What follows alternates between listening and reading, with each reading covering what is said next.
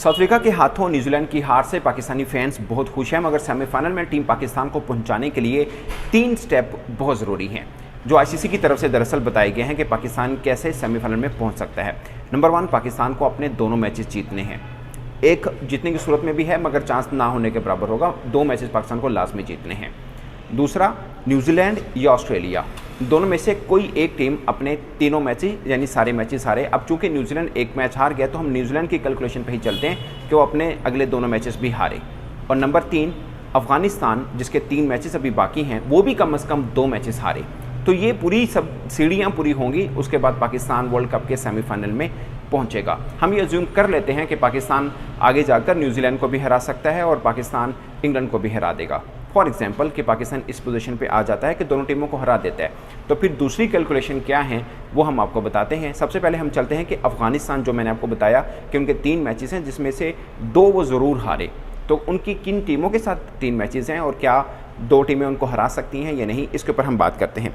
तो सबसे पहले हम चलते हैं कि अफगानिस्तान के मैचेस किन के साथ हैं। अफगानिस्तान के नीदरलैंड के खिलाफ मैच है जो कि अफगानिस्तान हरा सकता है उनको, ठीक है, ये 3 नवंबर को है। दूसरा, ऑस्ट्रेलिया के खिलाफ 7 नवंबर को है। तीसरा, साउथ अफ्रीका के खिलाफ 10 नवंबर को है। तो ऑस्ट्रेलिया और साउथ अफ्रीका की जो टीम है, दोनों एक्चुअली में अफगानिस्तान को हरा सकते हैं। वैसे तो नीदरलैंड भी हरा सकते हैं और ऐसा भी हो सकता है कि अफगानिस्तान इन दोनों टीमों में से, अगली 2 टीमों में से किसी को हरा दे। तो अगर अफगानिस्तान 2 मैच जीत जाती है तीनों में, तो फिर अफगानिस्तान का चांस ऊपर आ जाएगा। लेकिन ये इस कैलकुलेशन पे है कि अफगानिस्तान अपने 2 मैच हारे, तो इन 3 टीमों में से अफगानिस्तान अपने 2 मैच हार भी सकती है, जीत भी सकती है।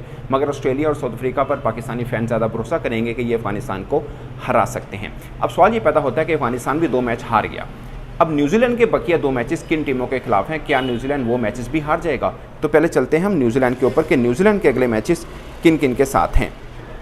तो न्यूजीलैंड ने आज साउथ अफ्रीका के हाथों शिकस्त होने के बाद न्यूजीलैंड ने पाकिस्तान के खिलाफ 4 नवंबर को खेलना है और उसके बाद श्रीलंका के खिलाफ 9 नवंबर को खेलना है। अगर पाकिस्तान हरा भी दे तो उनके पास एक चांस रह जाएगा कि 9 नवंबर को वो श्रीलंका के खिलाफ मैदान में उतरें। अगर वहाँ पे वो जीतते हैं तब भी उनका चांस बन जाएगा। तो फिलवक्त पाकिस्तान के पास 3 स्टेप हैं और उन 3 स्टेप के साथ ही पाकिस्तान जो है वो सेमीफाइनल तक पहुंच सकता है। मगर ये वो कैलकुलेशन है जो आईसीसी यानी इंटरनेशनल क्रिकेट काउंसिल ने तमाम बोर्ड्स को बताई हैं और उन्होंने एक चीज़ वाज़ेह की है कि अब तक सिर्फ बांग्लादेश वो टीम है जो कैलकुलेशन यानी मैथमेटिकली बाहर हुई है सेमीफाइनल से, बाकी तमाम जो टीमें हैं वो उस रेस के अंदर हैं। तो ये भी देखना है कि बाकी टीमों की हार कितने मार्जिन से होती है जो बाकी मैचेस मैंने आपको बताए हैं, और पाकिस्तान की जीत अगर दोनों मैचेस में होती है तो वो कितने मार्जिन के साथ होती है, क्योंकि पाकिस्तान की जो रन रेट है वो बहुत अच्छा है नहीं। और पाकिस्तान का अगरचे हम कंपैरिजन कर रहे हैं कि न्यूजीलैंड और ऑस्ट्रेलिया इनमें से कोई टीमें जो हैं वो 3-3 मैच हारे हैं, जो कि ज़ाहिर लग रहा है कि न्यूजीलैंड चांस पे हमें जाना चाहिए क्योंकि न्यूजीलैंड एक मैच हार गई है। और दूसरा फिर एक अफेक्ट ये भी देखना है कि अफगानिस्तान जो है वो भी अपने 3 में से 2 मैच हारे, क्योंकि अगर अफगानिस्तान नहीं हारता है तो उनके चांस भी बन जाएंगे। मैं आपको ऑस्ट्रेलिया के बता देता हूं ताकि आपके जहन में रहे कि अगर न्यूजीलैंड फ़र्ज़ किया, क्योंकि उनका एक मैच श्रीलंका के साथ भी है, तो नज़र आता है कि वो श्रीलंका को हरा सकते हैं। अब हम ऑस्ट्रेलिया के 3 मैचेस की बात भी कर लेते हैं कि उनका किन किन के साथ है। उनका इंग्लैंड के साथ है, Australia versus England, Australia versus Afghanistan और ऑस्ट्रेलिया वर्सेस बांग्लादेश। इसलिए मैं ऑस्ट्रेलिया वाले ऑप्शन पे नहीं जाना चाह रहा हूँ क्योंकि ये तीनों मैचेस ऐसे हैं जो ऑस्ट्रेलिया बेसिकली जीत सकता है। एटलीस्ट 2 तो जीत ही सकता है कि वो अफगानिस्तान को भी हरा सकता है और बांग्लादेश को भी। दो अफगानिस्तान भी टफ टाइम दे सकता है, इसमें कोई भी टीम किसी को हरा सकती है, बट मैं